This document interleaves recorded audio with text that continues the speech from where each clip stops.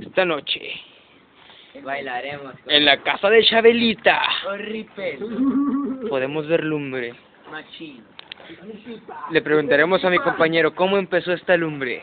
No, aguanta. ¿Cómo No, güey, con una caja de cerillos, güey, el pendejo güey, le empezó a prender, güey, y el otro pendejo güey, le empezó a agarrar palitos, güey, y hicieron un fogatón, güey. está ¡Guardia! muy mal. A la verga, güey, se está Está quedando muy la mal. verga, Esta fogata güey. es la fogata más grande del mundo. De la fogateada que hay del mundo.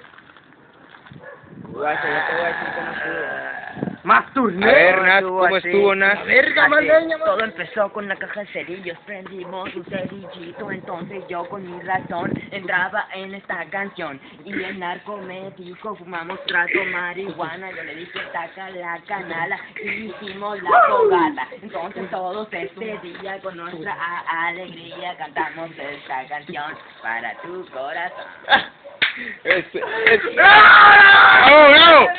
Esta fue una gran interpretación de mi compa el Nas. Yes, I do. Bueno, aquí estamos otra vez de nuevo en la fogata. Pero, Es chimenea. No menea. no menea. Ah, bueno. No menea. Se están percatando de unos ruidos muy extraños, de verdad, ¿eh? Son pelos. Ahorita que nos agarre Chabelita con este ruido, con esta lumbre nos va... Oye, está chila, chimenea. Se nos van a correr de aquí. Con todo y chimenea. No menea.